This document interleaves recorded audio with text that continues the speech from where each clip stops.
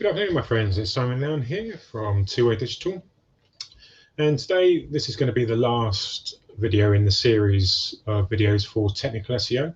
After this one, I'll be moving on to on-page SEO and a little bit about your content. So in this video, we're going to be talking about 301 versus 302 redirects, and which you should use. So as ever, if you've got any questions at the end, please do feel free to ask. We'll get back to you. Feel free to join our property group, and we'll talk to you in there if you've got any questions as well. So let's get started. So what is a redirect? So quite simply, a redirect is a way of sending website visitors from the requested page to a new destination on your website. Now, if you're moving things on your website and you want to keep the integrity of the old links that you've shared about over time, then you'll use a 301 redirect. So what is that? Well, a 301 redirect is basically used to permanently forward an old page to a new page whilst retaining the full link equity, and it will also keep all of the ranking power of the redirected page, which then will be put forward to the new page on your website. 302 is quite different from that. So what a 302 redirect is essentially a temporary redirect. So obviously a redirect can be permanent or it can be temporary. A 302 is basically a temporary move of the final destination. So it's something that you do in order to often do tests. Now, I'll come on to a bit more about what 302s are used for initially, but what I'm talking about in this particular instance is the use of 301s and 302s internally on your website, because whenever you create a 302 to an external or a link, just a link to another website, that will normally be a 302. So it's not that 302s are bad, it's just that they need to be used in the right places. So if you've got temporary 302 redirects, they should only ever be used really short term. An agency might use a 302, or a website designer might use one to show you a new page design, for example, without affecting the original page's SEO, so you can see it in the live environment. What you should never have is a 302 redirect in place long term. 302s don't allow the redirecting of any authority, link equity, any link juice to be transferred from the original page. And if you're doing that with the intention of making that move permanent to a new page, then obviously that's what's going to affect your SEO, because you're not going to be taking all of that existing web ranking power that you've built up on that page to the new page. It's essentially going to get lost. There's a bit more to it. We'll come to that in a minute. So in terms of how it affects your visitors to your website, can they tell the difference between a 301 and a 302? No, they can't. I mean, essentially, a 301 and a 302 redirect appear to do the same thing to the end user. They both seamlessly redirect you to a different destination page from the one that they originally clicked on. That's not a good or a bad thing. It's just a way of making sure that the user experience remains good.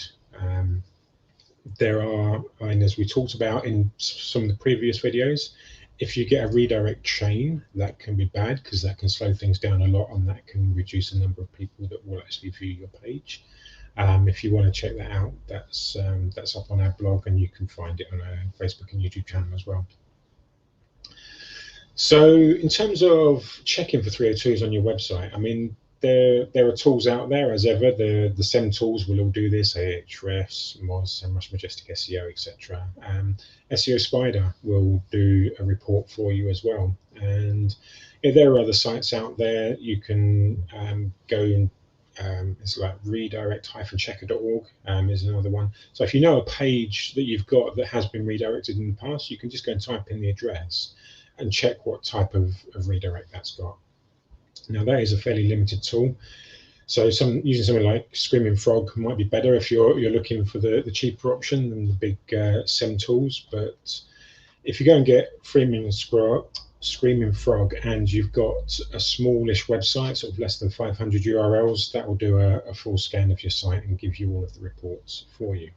So what I'll do is, if you go to the blog post, the link will be under this video, then I'll put in a snapshot of the screen and the steps that you need just to check to see what kinds of 302s you've got on your page. Now, you can also export that as a report so that you can, if you've got a really big site and you plan on buying a license, then that's something that you could actually put into Excel and you can sort them out and go and check all of the site links individually from there as well.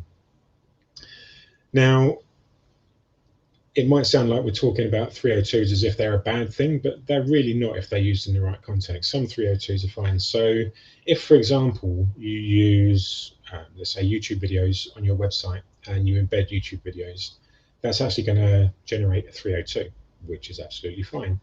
If you've got manual links to your various social platforms on your website, again, they'll generate 302s and they're absolutely fine. Most links to external websites are going to show up as a 302, and as long as they are to external sites and they're not sites that you own, then 302s are absolutely fine and there's nothing that you need to do about them. What you're actually looking for with 302s is where you've been moving around the internal structure of your website, creating new content, new pages. Let's give you an example. I mean, if you had, I'll give some more examples later on in the video, but just to give you an idea, let's say, for example, this isn't going to be a good example, by the way, because I'm thinking something like an about page. So maybe you've expanded your team, you're talking about your business, you've got an older about page, and then you've got a new one that's got much more details about your team on it. You might have a web designer or an SEO. You create the page, give it to the SEO, say I want that on my site, I want all the SEO done for me. They'll do a 302 to show you the temporary layout of the new page and just make sure everything looks okay. Once you sign it off and say, yep, that looks brilliant, there's no mistakes on there, everything's as it should be, they can then convert that 302 into a 301. So it's a permanent redirect from the old about page to the new about page, and then all the link juice or ranking power that it might have. It probably wouldn't because it's an about page, but some do. But they would then transfer all of the the link juice and everything else that it's been built up over time to the new page. That's the kind of thing that you're looking for. So if you've done that with any of your content or any of your main pages or services or anything like that, when you've done a restructure on your site, those are the things that you're looking for. Why is that? Now, do 302s hurt your content, your SEO? And they can in the short term. So if you're using a 302 to redirect a page, but you should have used a 301, and we'll come on to why people don't in a minute, the search engines will at first take the temporary nature of the 302 at face value. It will just redirect people to the new page. It won't transfer any of the link juice or any ranking power. And that's okay, but part of the problem with that is that as time goes on, that new page, the one that you want people to go and see, isn't really going to show up in the rankings anywhere, because you're essentially building up the SEO for that new page from scratch. Now, eventually, and I don't know timelines on this, I mean, it's not something that I've looked into extensively, but we do know that eventually the search engines, and Google in particular, will eventually realize that actually the webmasters made a mistake. They've used a 302 where they should have 301, and they will eventually de-index the original page and transfer the link juice to the new page. And like I say, I don't know what the time scale is on that. It could be months, it could be several months, it might even be a year, I don't really know. But eventually it will sort itself out. Now, in the meantime, that means that essentially the old page and the link popularity is going to be shared between the old page and the new page, and you're building up ranking power and backlinks to the new page. So effectively, you've kind of split your efforts on that, and so you're only ever getting half the job done. Whereas if you'd used a 301 and transferred all of the original link juice to the new page, it would have ranked up in the search engines much higher, much more quickly. So that's why you want to use the right type of redirects if you're using it internally on your website. Now, why do people use 302 redirects? So quite simply, using them for the purpose that are intended of going to external websites, that happens automatically and people don't really know about it. But the main reason that people don't use 301s is because they're actually more difficult to set up. 302 redirects are done very easily on the fly, but a 301 and making a 301 redirect, depending on what type of server you're on, whether it's something that runs with PHP, you maybe have a Windows server.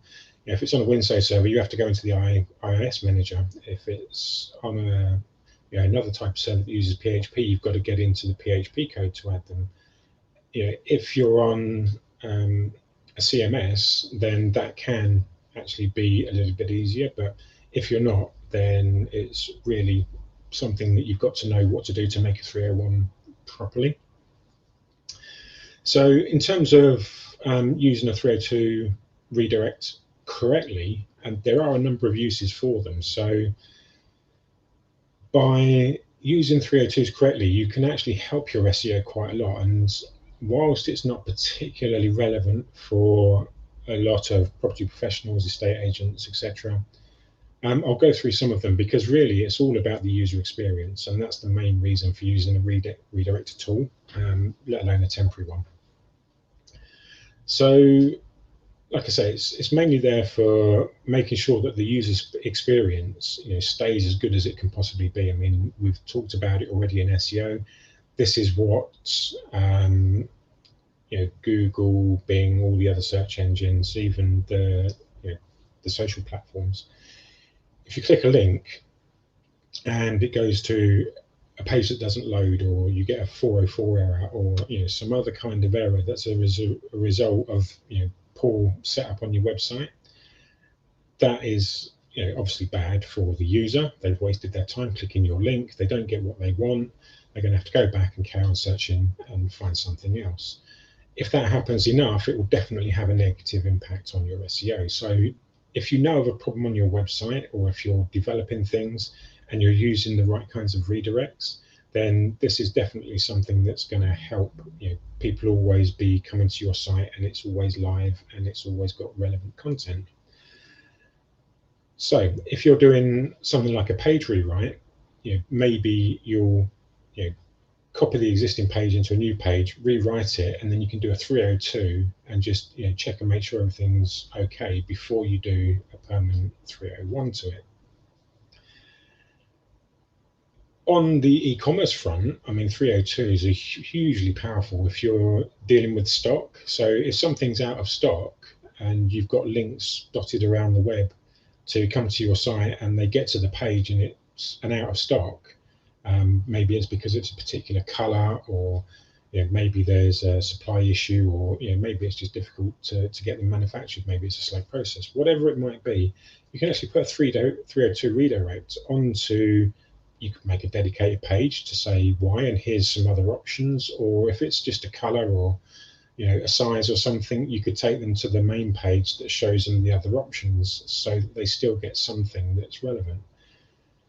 That's going to really help with making sure that, because people click on a link and it goes straight to an out of stock page. If it's just a color thing, you say, well, actually, this is out of stock, pay for this, this, or this, and that things like eBay and Amazon are really great for doing that sort of thing. That's all automated. But if it's on your own website, it might need a little bit more management unless you're using a dedicated system for e-commerce.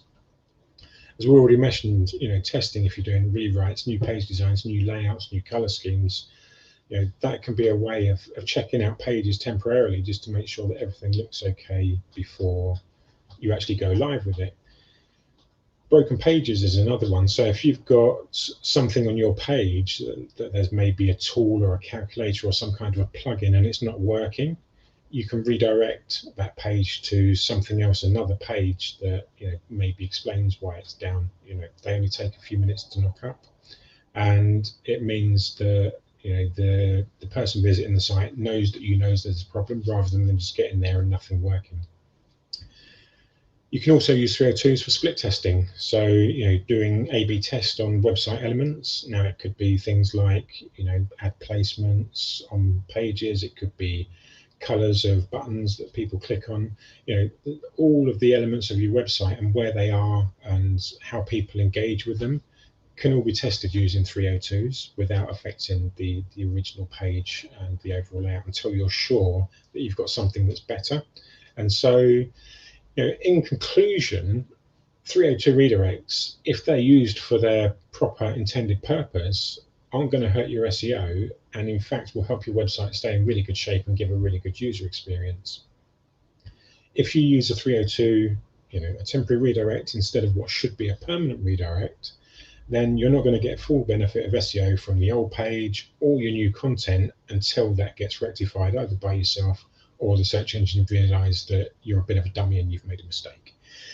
So make the extra bit of effort, use 301s where needed, and if you've got any questions about this video, then please do feel free to drop a comment in and we'll get back to you. So that's it for the Technical SEO video series. As I say, that's pretty much all of them covered for now. We may go into some advanced technical SEO a bit later on, once we've done the off-page, on-page and keyword analysis videos. But until then, enjoy the rest of your day, and we'll see you next time. So goodbye for now.